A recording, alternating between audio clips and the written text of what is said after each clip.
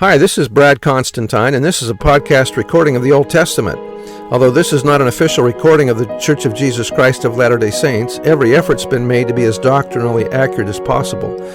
I'll be using for the text the Joseph Smith translation of the Old Testament, along with many commentaries from general authorities of the Church, BYU professors, Bible scholars, and others. This format will be very detailed, and so if you want a deep analysis of the Old Testament, you come to the right place. Thanks for your attendance. Hi, and welcome back to the Old Testament podcast. This will be for Deuteronomy chapter 16. Observe the month of Abib and keep the Passover unto the Lord thy God, and for the month of Abib the Lord thy God brought thee out of the land of Egypt. Christmas and Easter celebrations aid the followers of Jesus Christ to remember certain great events in Christian history. The festivals which the Lord commanded Israel to keep served a similar purpose. Moses once again reminded his people of the solemn need to observe these festivals in just the way and at just the time the Lord had commanded. From very early times, the Jewish year was punctuated by the great festivals, the feasts of the Lord. Some were timed to coincide with the changing seasons, reminding the people of God's constant provision for them and providing an opportunity to return to God some token of all that he had given. Others commemorated the great events of Israel's history, the occasions when it was an unmistakable way God had stepped in to deliver his people. All were occasions of wholehearted delight and enjoyment of God's good gifts, and at the same time sober gatherings to seek his forgiveness and cleansing. They were never intended to be observed out of mere formality and empty ritual. The prophets had sharp words for those who reduced them to this level.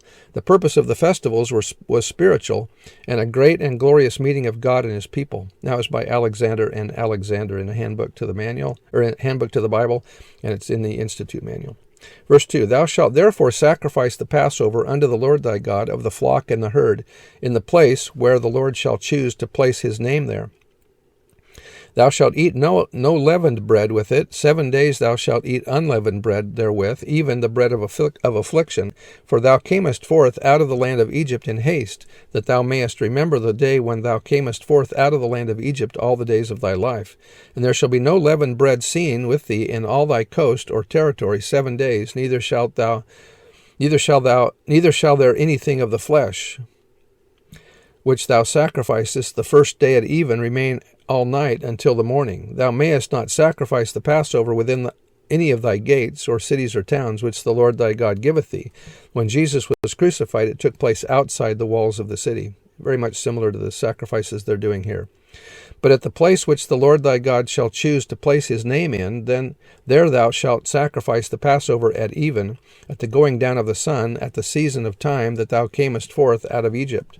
It's interesting that notice that it says as the going down of the sun, and Jesus died at about 3 p.m. in the afternoon, as the sun was beginning to go down. And thou shalt roast, or boil, or cook, and eat it in the place which the Lord thy God shall choose, and thou shalt turn in the morning and go unto thy tents. 6 days thou shalt eat unleavened bread, and on the 7th day shall be a solemn assembly to the Lord thy God. Thou shalt do no work therein.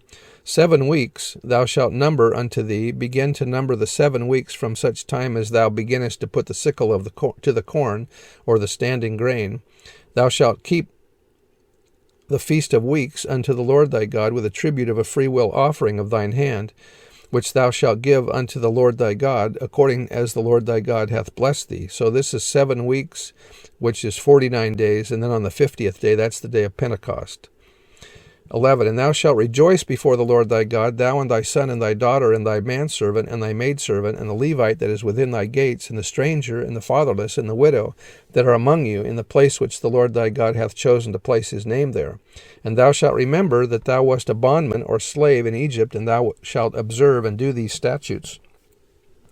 Thou shalt observe the Feast of Tabernacles 7 days, after that thou hast gathered in thy corn, or when you gather your grain and thy wine. The Feast of Tabernacles is held in the fall during the harvest season around September or October. Passover is held around March or April. Today we celebrate feasts in April and October, and we call that General Conference. Verse 14, And thou shalt rejoice in thy feast, thou and thy son and thy daughter and thy manservant and thy maidservant, and the Levite, the stranger and the fatherless, and the widow that are within thy gates. 7 days thou shalt keep a solemn feast unto the Lord thy God in the place which the Lord thy God which the Lord shall choose, because the Lord thy God shall bless thee in all thine increase and in all the works of thine hands. Therefore thou shalt surely rejoice.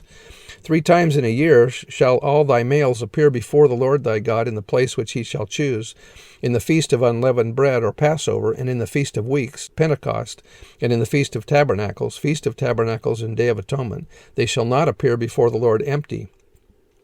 Every man shall give as he is able, according to the blessing of the Lord thy God which he hath given thee. Judges and officers shalt thou make thee in all thy gates, which the Lord thy God giveth thee, throughout thy tribes, and they shall judge the people with just judgment. Thou shalt not wrest judgment, or pervert justice, nor show partiality, nor take a bribe.